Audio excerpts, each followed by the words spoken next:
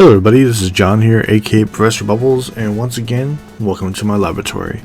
Today, I want to have a good discussion, and not just in Pokemon, but I want to kind of place in all cards in general. I'm talking from the collectible card games to the collectible like football, sports type games, to virtually anything that's card related in general.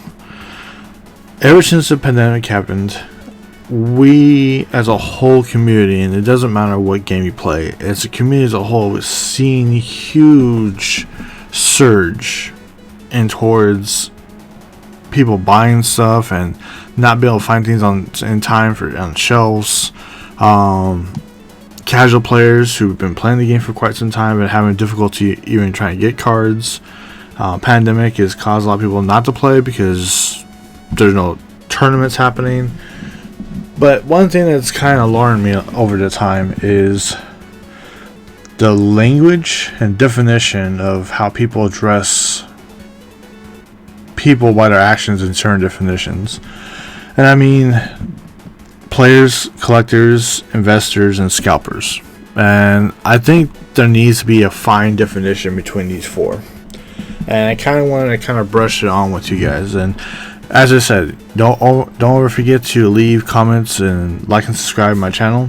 But I urge you guys, please leave some comments on this topic because I think it's going to be very intuitive to understand. I would say my definition for a player or players in any card game whatsoever has to be somebody who has been enjoying this game, who just likes to collect and play. So from Magic the Gathering to Yu-Gi-Oh! To Vanguard to Digimon to Pokemon, all the card games in that spectrum. If you are a player, you by definition are somebody who just enjoys the game online or in real life, who likes to buy the cards to play the game. That is what a player is. Now, we have these three other categories that kind of blend together, and that's why I'm trying to help separate this. So if you go from a player to a collector's definition should be somebody who buys the product, doesn't play the game, and wants to complete sets of cards or have a certain agenda for a 100% completion towards their definition, what their collector status is. But there's nothing wrong with that. I mean, from a player standpoint, we get cards and we play them. From a collector standpoint, they are the same method. They buy the cards to just collect and put them in binders or displays. So there is a slight merge in between those two categories because players do have binders, and by definition, they are holding cards together for either future decks or future ideas. So that's how I see players and collectors kind of merge in that gray zone area. Now we're going to go into the realm of collectors and investors. Well, like I just said, a collector is somebody who just buys the boxes, buys the product, opens it up, and puts in their proper display. Folders, binders, wall displays, etc. An investor, in definition, should be rated as someone who buys the product and he either keeps it and sealed for a long period of time, or opens the product and keeps that product for a long period of time.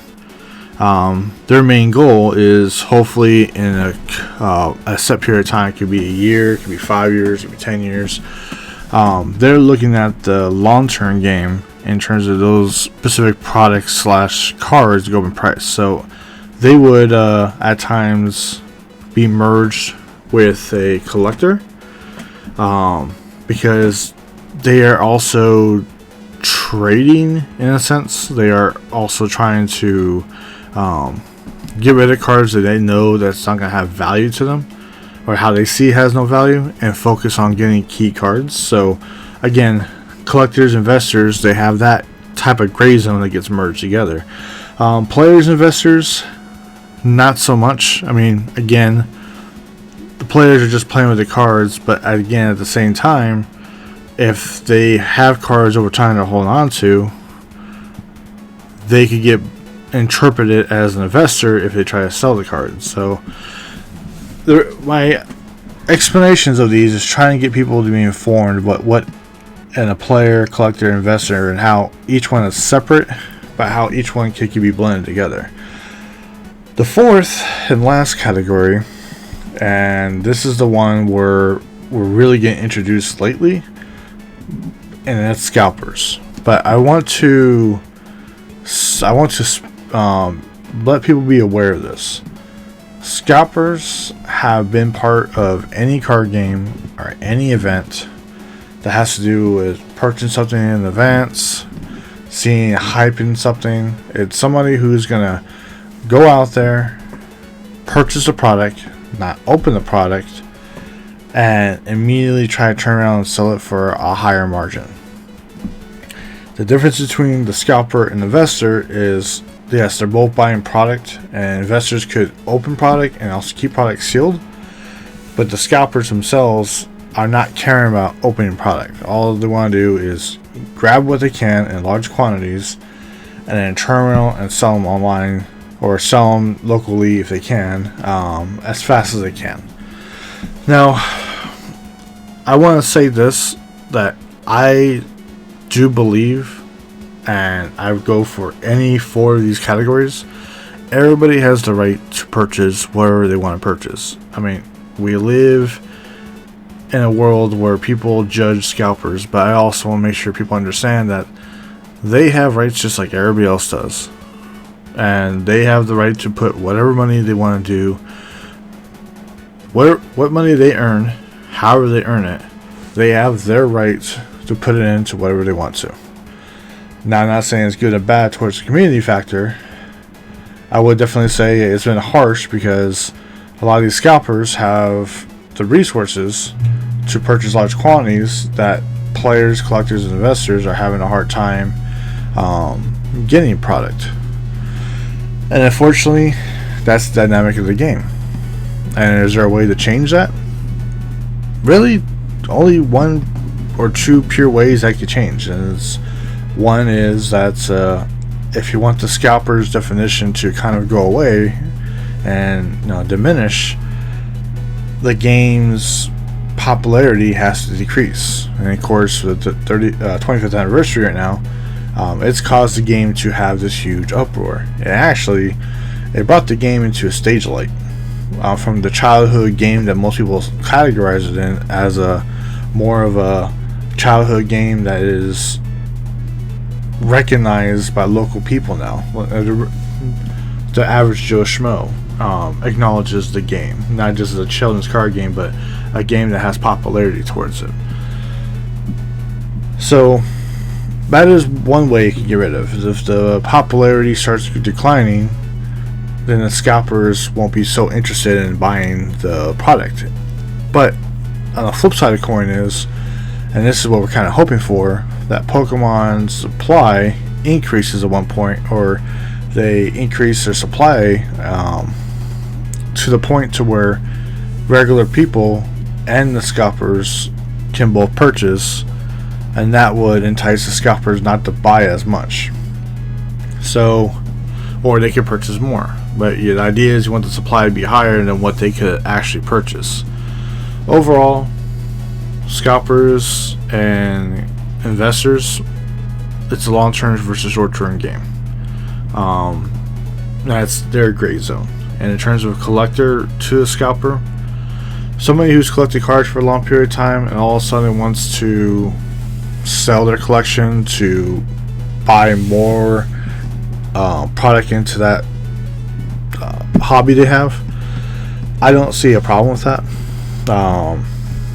But again, that's where that gray zone is between collectors and scalpers, is that some people are going to say, well, if the collector has all these cards, it must be a scalper, and it's not. It's a different story, even though that's where the gray zone lies. And that's what I'm trying to make everybody understand, and that's why I drew my diagram as you see it. Even though they're all four quadrants, in between those quadrants you see a white line. That white line white line represents the gray zone of how each one can interact with others. Players and scalpers could be in that same category too. A player who plays the game all the time will have some product that they would be selling as well. And I've known players who buy large quantities to turn around and get the main cards they need, and then try to flip code cards and flip anything they possibly can to make up the money they spent to get the cards they need. Well, in that sense, that's kind of in the realm of a scalper. And again, that's why I want you guys to understand that between player and scalper, collector and scalper, investors and scalper, or scalper by itself in definition, that is the reason why people have a hard time separating those four categories, because they do have their own strengths and weaknesses, but in a sense they all have common ground that interlinks each one. I hope you guys liked this session we had today, and don't forget to do the like and subscribe, and please leave a comment. I'd like to hear what you guys have to say. But other than that, I hope you guys enjoy, and I'll see you guys next time.